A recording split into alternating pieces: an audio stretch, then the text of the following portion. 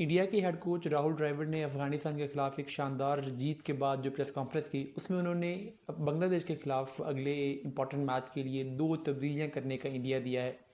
ये 2 तब्दीलियां कौन सी राहुल द्रविड़ करना चाहते हैं और ये क्या तब्दीलियां किन की जगह पे होंगे, कौन से 2 प्लेयर्स आएंगे, कौन से 2 प्लेयर्स ड्रॉप होंगे, इसकी जो डिटेल उन्होंने शेयर की है उसको मैं आपसे डिस्क्राइब कर देता हूँ। देखें, एक तो जो इस वक्त इंडिया के लिए हॉट इशू बना हुआ है इस वक्त, वो ये है कि जो ओपनिंग कर रहे हैं विराट कोहली और रोहित शर्मा, वो जब शुरू में दोनों आउट हो जाते हैं तो फिर इंडिया के मिडिल ऑर्डर के ऊपर बहुत प्रेशर आता है। और नो डाउट कि इंडिया के मिडिल ऑर्डर ने अब तक इस प्रेशर को झीला है और सक्सेसफुली वो इसमें से निकले हैं। लेकिन स्टिल अगर बड़े मैचेस आगे जाके आते हैं और आगे कोई तगड़ी टीम आ जाती है तो इस प्रेशर से हो सकता है कि इंडिया का मिडिल ऑर्डर ना निपट सके और उसमें एक सीनियर हैंड की इंडिया को ज़रूरत पड़े। इसीलिए अब कॉम्बिनेशन में तब्दीली के बारे में सोचा जा रहा है और विराट कोहली को नंबर 3 पे लाने का प्लान किया जा रहा है। अगर विराट कोहली नंबर 3 पे आते हैं तो फिर डेफिनेटली इंडिया को एक ओपनिंग स्लॉट फिल करनी होगी और उस स्लॉट के लिए जो नाम सामने आ रहा है वो जायसवाल का है। जायसवाल बहुत ही ज़बरदस्त बैट्समैन है। एक तो ओपनिंग पे लेफ़्ट राइट का कॉम्बिनेशन बन जाता है और बांग्लादेश के चौके पर स्पिनर्स की वैरायटी काफ़ी है, तो वहाँ पे लेफ़्ट राइट का जो कॉम्बिनेशन है वो खासा इफेक्टिव साबित हो सकता है उन पिचेस पे, खासकर नॉर्थ साउंड जहाँ पे स्पिनर्स को खासी हेल्प मिलती है।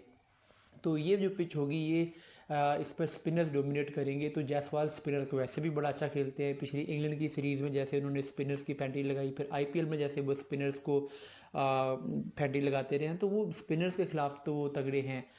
और कोहली नंबर 3 पे आ जाएंगे, जायसवाल ओपनर चले जाएंगे, तो ये जो कॉम्बिनेशन है वो भी सेट हो जाएगा। लेफ़्ट राइट कॉम्बिनेशन भी बन जाएगा, मिडिल ऑर्डर में एक तगड़ा हैंड भी आ जाएगा और स्पिनर को खेलने वाला एक अच्छा बैट्समैन भी मिल जाएगा।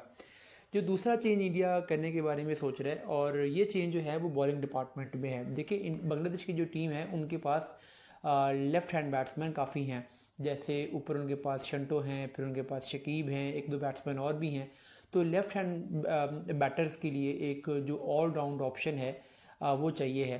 तो अब एक ऐसा ऑप्शन जो कि ऑफ स्पिन बॉलिंग करवा सके ताकि लेफ़्ट हैंड बैट्समैन जो हैं वो तंग हो सकें। अक्षर पटेल हो, कुलदीप हो, ये सारे ऑप्शन जो हैं वो लेफ़्ट आर्म स्पिनर्स हैं, तो ये तो लेफ़्ट हैंड बैट्समैन के लिए एक बेहतर ऑप्शन साबित होते हैं। तो इसलिए इस मैच में इंडिया एक जो लेग स्पिनर हैं युजवेंद्र चहल, उनके बारे में सोच सकता है, क्योंकि चाहे वो लेग स्पिनर हैं लेकिन एटलीस्ट वो एक एंगल क्रिएट करते हैं, एक राइट आर्म एंगल क्रिएट करते हैं और वो जो राइट आर्म एंगल है वो एक एडवांटेज दे सकता है। वैसे भी चहल का जो रिकॉर्ड है अगेंस्ट लेफ्ट हैंडर्स वो खासा अच्छा है। तो अगर चहल आते हैं तो फिर अब ये जो 2 चेंजेस की जा रही हैं, यानी जायसवाल को लाया जा रहा है और चहल को लाया जा रहा है, तो फिर इनके लिए 2 प्लेयर कौन से हैं जो जगह खाली करेंगे। एक तो ऑफ कोर्स इसमें जो शिवम डूब हैं वो जगह खाली करेंगे, उनकी जगह पे जायसवाल आ जाएंगे। और जो दूसरा चेंज इसमें किया जाएगा, जो दूसरी प्लेस इसमें खाली की जाएगी यानी युजवेंद्र चहल को लाने के लिए, तो वो अक्षर पटेल या रविंद्र जडेजा में से किसी एक की प्लेस खाली की जाएगी। क्योंकि जब डूब की जगह पे एक एक्स्ट्रा बैट्समैन ऊपर ऐड हो जाएगा तो फिर चाहे एक ऑलराउंडर कम भी हो जाए तो उससे कोई फ़र्क नहीं पड़ता, लेकिन इससे इंडिया का जो कॉम्बिनेशन है वो बेहतर हो जाएगा और वो बांग्लादेश के खिलाफ टर्निंग पिच के ऊपर एक ज़्यादा बेहतर पोजीशन पे आ सकेंगे।